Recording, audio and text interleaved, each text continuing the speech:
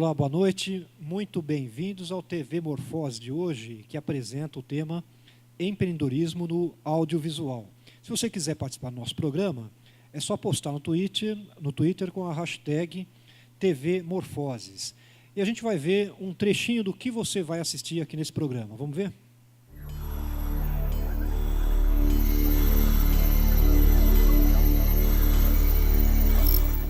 Inovação e negócios no audiovisual. O modelo de negócios na área audiovisual passa pela maior crise desde sua criação. Como a inovação pode mudar esse cenário? No programa que terá início agora, nossos convidados irão abordar o tema Inovação e negócios no audiovisual. E nossos convidados são 3 empreendedores de startup em estágios diferentes. Um no início, ainda sem faturamento, o segundo já em operação, faturando, e o terceiro já em fase de internacionalização. E cada um deles vai contar como é a trajetória da implantação de um projeto, de um negócio inovador e de uma startup. Uma vai falar agora sobre a VAV, uma plataforma de empreendedorismo no audiovisual que apresenta os profissionais em um hub do audiovisual. Vamos assistir um trechinho de um vídeo antes da VAV se apresentar.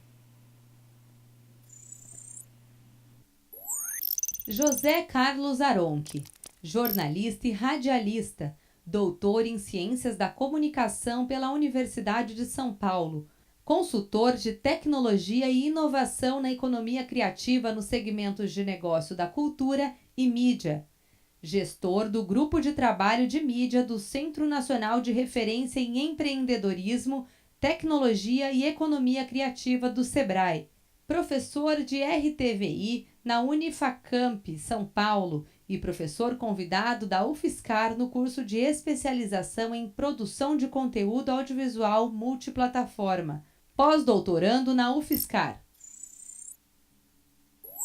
Fábio Horta, especialista em gamification pela Universidade da Pensilvânia, MBA em Gestão Estratégica da Tecnologia da Informação, CEO da Isgame International School of Game, coautor do livro Estratégias Empresariais para Pequenas e Médias Empresas, professor da FGV Management no curso de MBA em Gestão Estratégica e Econômica de Recursos Humanos, Gamificação no Mundo Corporativo.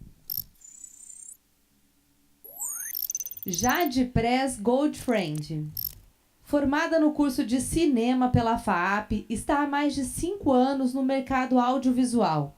Seus trabalhos vão desde produções cinematográficas à publicidade digital.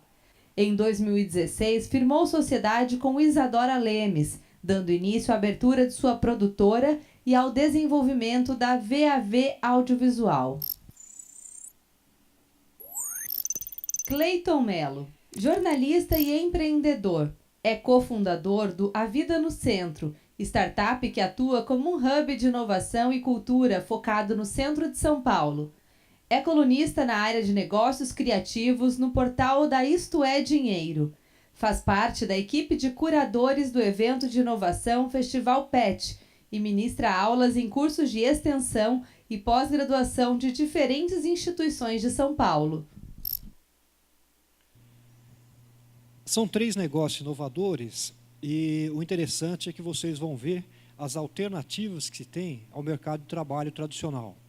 Ou seja, o empreendedorismo como uma opção de carreira. Esses empreendedores eles vão mostrar como é que eles fizeram para inovar no mercado tão competitivo como é o audiovisual.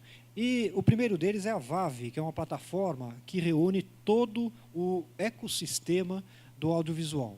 Vamos ver um trechinho da apresentação da VAV? Por que é tão difícil viabilizar uma obra audiovisual? Da captação de recursos de um projeto até a exibição da obra finalizada, é um longo processo que envolve muitos profissionais e empresas. É preciso ter um bom networking para que invistam no seu projeto, para encontrar a equipe ideal para sua obra ou ser chamado para fazer parte de uma, mais ainda para ser visto pelos players que poderão exibir a sua obra ao público.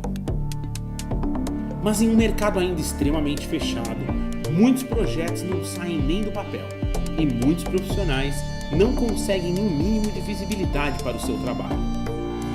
É para solucionar esses problemas que surge a Vave Audiovisual, o primeiro hub online do nosso mercado.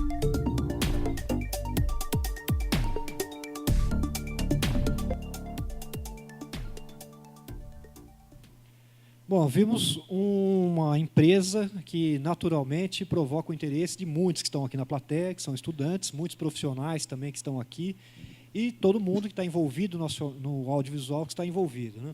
E a Jade é a CEO da startup e vai falar sobre o momento da decisão de abrir um negócio, ao invés de ir para o mercado tradicional e bater nas portas onde todos estão batendo. Jade, como foi esse momento de você optar pelo empreendedorismo ao invés de ir para o mercado tradicional? Boa noite a todos. Primeiro, eu queria agradecer o convite do Sebrae e do TV Morfoses para estar aqui, podendo estar conversando um pouquinho com vocês. Na verdade, eu não optei primeiramente por isso. Eu fui para o mercado muito cedo. Tanto eu quanto a minha sócia, nós somos formadas em cinema pela FAAP. E desde muito cedo, assim, desde acho que 5º semestre, a gente começou a estagiar, começou a bater de porta em porta nas produtoras, entender como que o mercado funcionava. E justamente por entender de como o mercado funciona desde muito, assim, quase prematuramente dentro da faculdade, a gente sentiu um hiato muito grande entre a instituição de ensino e o mercado, de fato, e entre o próprio mercado e os novos profissionais que estavam sendo formados. Então, quando a gente percebeu que, na verdade, se tinha um problema estrutural do setor, a gente viu que ou a gente ia se submeter a ele ou a gente ia modificá-lo. E a gente escolheu por modificá-lo. Então, foi uma batalha muito grande, assim, porque empreendedorismo é uma área que eu não fui formada para trabalhar, eu não conhecia nada, eu não, assim, não era da minha vontade me embrenhar por esses caminhos, mas acabou acontecendo pela necessidade de solucionar um problema que não era meu, não era do meu colega, não era dos meus amigos, era de todo um setor. E a gente via isso em pequena escala dentro da faculdade, a gente via isso em grande escala no mercado mesmo. Em várias produtoras que eu passei, o problema era sempre o mesmo. Então, e você vai mostrar agora como está sendo esse início de caminho das pedras, né? E a vida no centro, ela é um exemplo do mercado editorial, né? O mercado editorial passa, né, por um momento de transição muito forte. E o Clayton, ele implantou o que pode ser chamado de a reinvenção do jornalismo. E a gente queria mostrar para vocês, então, um pouco do que o Clayton tem feito com o novo jornalismo. Vamos ver esse vídeo? Meu nome é Edgar Maciel, tenho 28 anos, eu moro em São Paulo aqui há 5 anos. Meu nome é Francine. Meu nome é Helena.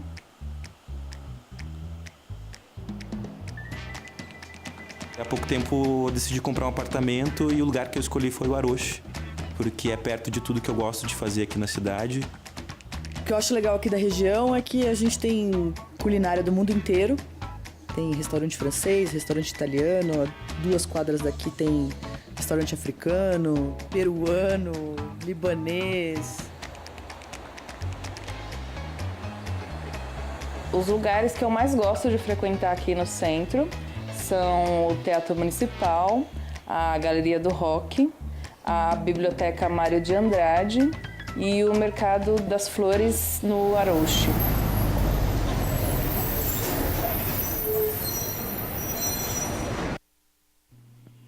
Bom, Clayton, o mercado tradicional chama o seu negócio de site ou portal, né, mas é muito mais que isso, é a reinvenção do jornalismo. Conta um pouquinho de como foi essa trajetória. Obrigado, Aronc. Obrigado também ao Sebrae, na pessoa do Aronc, pelo convite, ao TV Morfoses. Bom, muito modestamente, eu acho que a gente está tentando fazer a nossa parte, né? Todo mundo tentando achar um caminho, né? Não temos resposta ainda, mas já existem caminhos possíveis, né, que estão se desenhando. Então, minha trajetória, rapidamente, é assim: eu sou jornalista já há 21 anos, comecei muito cedo, trabalhando na TV Gazeta, depois de São Paulo, depois minha trajetória foi toda para a área de jornalismo de inovação, internet, tecnologia. trabalhei em grandes redações, na Isto é Dinheiro, Gazeta Mercantil, e em algum momento eu também estava enxergando, eu cobri essa área, enfim. Todo mundo estava vendo que a mídia, a crise na mídia ia chegar, né? Desde 2000 se falava isso, mas ainda estávamos ali em 2013, 2012, muita gente achando que poderia continuar, e as empresas começaram aí a ruir, né? Os modelos tradicionais, no Brasil especificamente, a partir de 2010, 2011, a coisa começou a ficar um pouco mais difícil. Eu enxergando isso, eu falei, bom, eu preciso empreender. Antes que aconteça comigo, eu tenho que abrir o meu espaço. Como eu tinha muita aproximação com o ecossistema de startups, aceleradoras, investidores, enfim, eu estava um pouco respirando esse ambiente. Comecei a experimentar. Já tive outras 3 startups que não deram certo, né? Hoje eu tenho uma outra startup de tecnologia para agronegócio, e o A Vida no Centro surgiu do quê? Eu moro no centro de São Paulo, a gente constatou, o centro de São Paulo tem um problema, né? Onde tudo aconteceu em São Paulo, é onde tudo começou, já teve glamour, teve poder. E nas últimas 3, 4 décadas passou por um período de esvaziamento, né? Muitas empresas deixaram a região, muitas pessoas se mudaram da região, o poder público também não fez sua parte, ficou um lugar com muitos problemas e meio esvaziado. Só que a curva virou. Essa curva você vai mostrar daqui a pouquinho, que foi cenas do próximo capítulo. Que foi aquela que fez você começar a faturar com um negócio muito promissor. Né? Agora, games, pessoal, ele acabou de ser incorporado ao universo do audiovisual pela Ancine, que é a Agência Nacional do Cinema e do Audiovisual Brasileiro. E essa startup de game vai mostrar um exemplo de inovação muito promissor. Vamos ver? Nos dias de hoje, os idosos enfrentam algumas dificuldades, como solidão e baixa qualidade de vida devido à falta de exercícios físicos e mentais. Muitas vezes não recebem a atenção que merecem ter. Com o nosso projeto, vamos dar um pouco da atenção que eles realmente merecem. Queremos principalmente que exercitem o cérebro com uma atividade intelectual divertida e que tenha um forte efeito positivo para a saúde mental. Com isso, podemos proporcionar uma maior autoconfiança e autoestima, construindo um lugar de convivência agradável com outras pessoas. Trabalho e diversão em equipe. Aprendizado em tecnologia.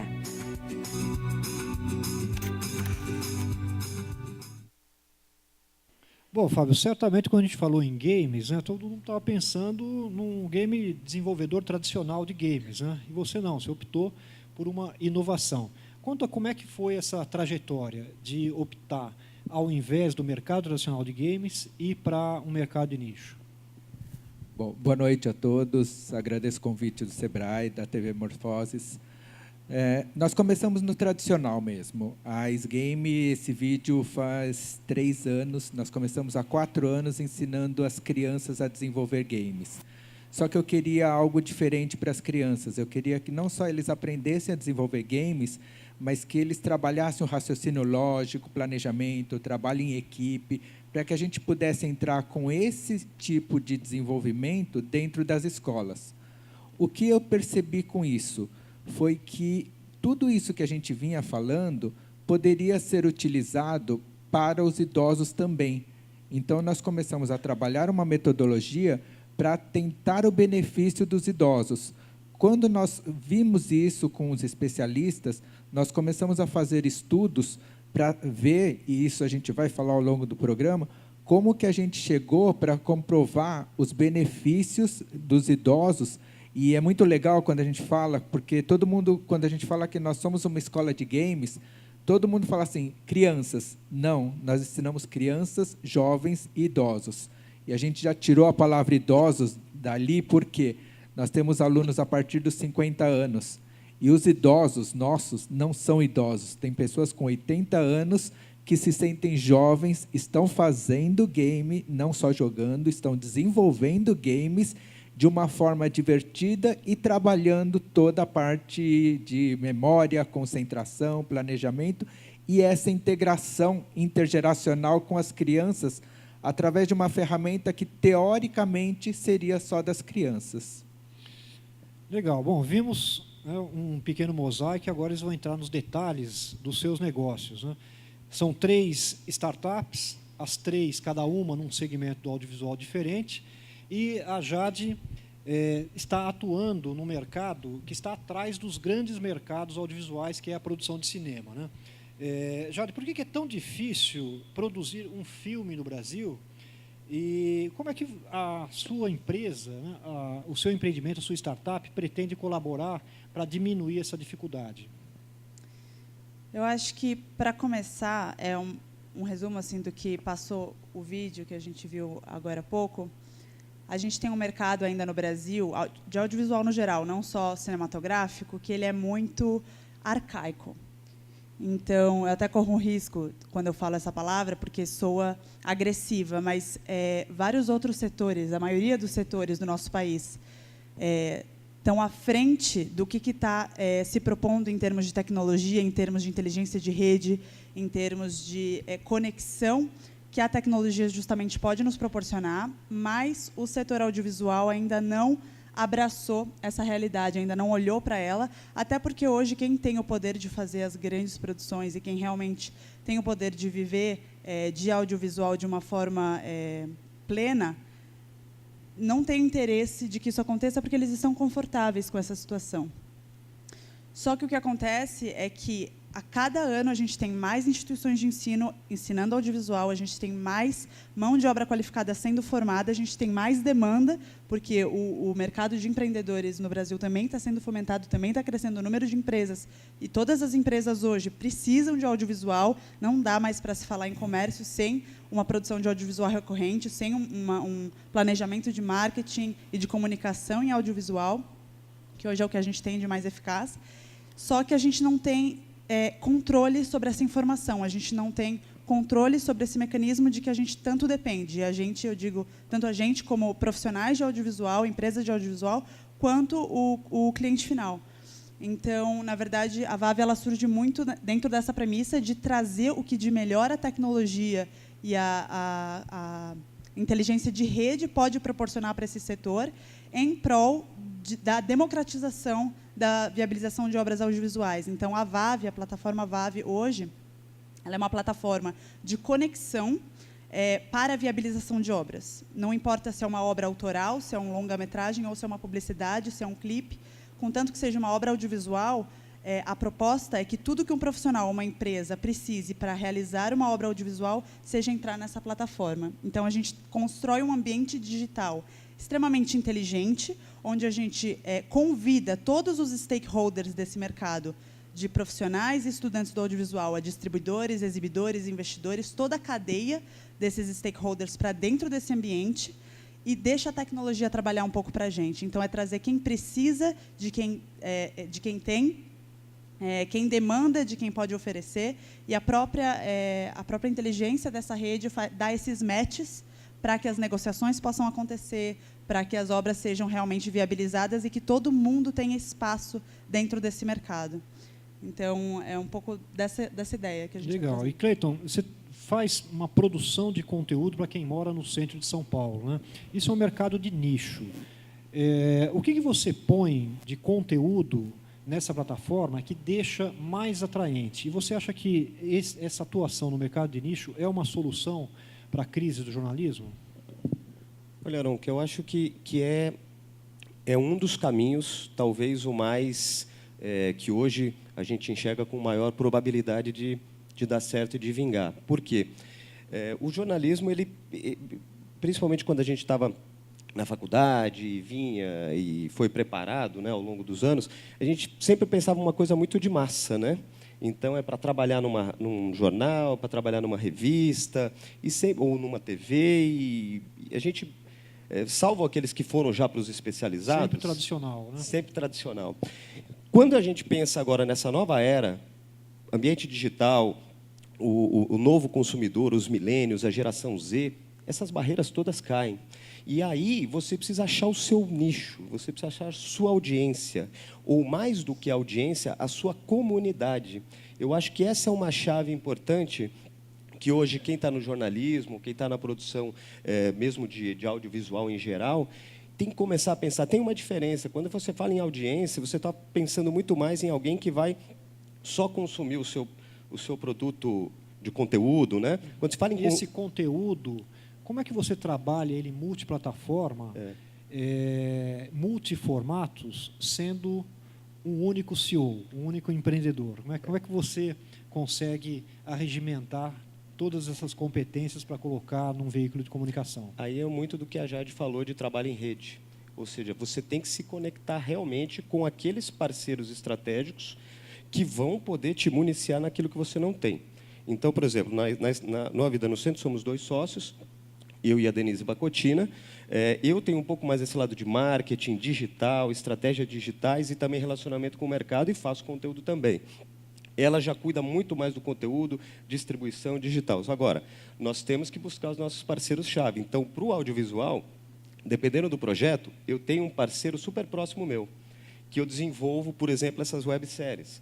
Essas webséries, elas têm que ter um ótimo custo-benefício, porque estamos falando de web, né? Se você pensa uma produtora, uma grande agência, eles vêm com um custo que não cabe na internet. Então, buscamos parceiro do audiovisual. Para tecnologia, idem. Nós temos um aplicativo, que temos um parceiro que nós escolhemos para isso. Agora a gente quer entrar em jornalismo de dados e, num passo seguinte, a visão, né, de futuro, começar a trabalhar com inteligência artificial. Ou você está em rede e busca esses parceiros, ou você está morto, porque você não vai ter dinheiro para pagar tudo isso. Você tem que trazer parceiros que comprem a sua ideia e desenvolvam junto com você. Foi com esses parceiros que você conseguiu aumentar o faturamento da sua empresa, começar a andar com as pernas próprias, né? Agora, o Fábio tem uma história interessante, porque o mercado de games na área de educação, na área de entretenimento, ele já está consolidado. Como foi essa sacada sua de aplicar, né, esse formato games para a saúde? Como que você deu esse pulo do gato? Bom, como eu falei, há 4 anos atrás, a gente começou a ver a metodologia e eu entrei em contato com alguns pesquisadores que hoje fazem parte da nossa equipe, que tem a Priscila, por exemplo, doutorado em gerontologia na Universidade de Kyoto, no Japão, e a Carla, que trabalha com neuro. Então, assim, a gente começou a conversar sobre as possibilidades que os games poderiam ter com os idosos. Foi um primeiro passo. Quando nós começamos a ver que isso poderia ir para a área da saúde como uma prevenção, como um tratamento preventivo, eu comecei a me aprofundar para que a nossa metodologia fosse realmente para isso, não fosse... E isso a gente tem que deixar bem claro, porque tem muita gente que vem procurar o nosso curso e fala assim, eu vou ser um desenvolvedor de game profissional? Não.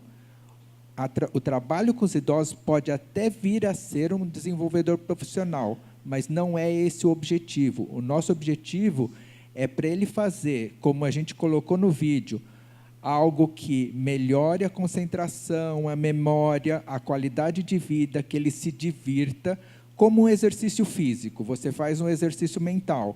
Então, assim, o nosso propósito foi esse. Daí nós começamos a nos aprofundar na área da saúde. Daí eu comecei a conversar com especialistas de vários setores. Para quê? Para que a gente tivesse um embasamento científico, para não falar qualquer bobeira e não vender algo que não é verdade. Qual que é a sua formação? A minha formação é em TI. Por isso que, assim, eu acho que é muito legal a parte de TI quando você começa a abordar outros assuntos. A minha equipe é toda da área médica. Eu tenho os profissionais de TI, os desenvolvedores, designers, mas a equipe de pesquisa é toda da área médica. Então, assim, essa integração, e quando nós começamos a conversar, há 4 anos atrás, o problema que a gente via era isso, a falta de comunicação entre as áreas. A área da saúde estava com um ponto, a área de game estava com outro. Então, como você falou, a gente pensava em game como entretenimento só. Lá no Japão, já estão falando em jogos para memória, tudo, já faz muito tempo. Então, assim, nós começamos a ver que tem um segmento que a gente pode ter um benefício, sim, muito bom, e que pode virar um negócio. O que eu deixo bem claro, até teve uma discussão com um médico, e ele comentou comigo isso semana passada. Ele falou assim, poxa, é uma propaganda enganosa, você não cura o Alzheimer. Eu até comentei com ele, eu falei, não curo, e não é o nosso propósito, isso tem que deixar muito claro, os nossos alunos são pessoas saudáveis, que querem fazer um exercício mental, como um exercício físico, que você vai para a academia fazer o exercício físico. Então, já está provado que você fazer o exercício físico é bom, o exercício mental também é bom. Por quê? Porque seu cérebro tem que permanecer ativo. Então, nós não estamos propondo a cura de nenhuma doença, e sim manter a saúde mental e física de todo mundo. Bom, não foi só ele que você convenceu, né? Certamente você convenceu vários clientes, né, que estão agora já deixando a sua empresa na fase de franquias e de internacionalização. Você vai contar um pouquinho mais para frente, né, que nós temos um mosaico. Bom, pessoal, mas já que estamos falando de inovação, como é que a gente coloca o componente inovação nesse negócio do audiovisual? Qual que é a dica de vocês, né, para colocar a inovação num cenário de constante mudança? Porque o que hoje é inovação, já o mês que vem pode não ser muito rápido. Qual que é a dica de vocês para colocar a inovação nos negócios do audiovisual? Posso começar? Desculpa, Jorge, pode falar. É interessante assim que você, vivendo como empreendedor, você sempre fica procurando coisas, né? Nós fomos convidados para esse painel, foi muito interessante, e no almoço nós começamos a conversar e nos conhecer. Conversando com a Jade e com o Cleiton, surgiu uma ideia de um projeto ligando as 3 empresas para um projeto inovador.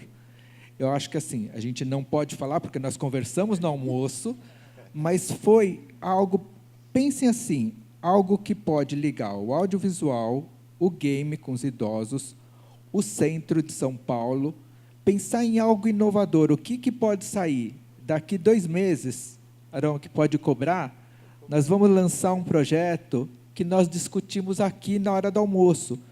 Pode dar certo, pode não dar, mas eu acho que assim, você tem que estar sempre aberto a novas possibilidades. Então, assim, essa parte de inovação, quando eu falei de game, todo mundo falava game para criança. Não, vou fazer para idoso. Não, você está louco. Como que você vai fazer o idoso jogar e, pior, desenvolver?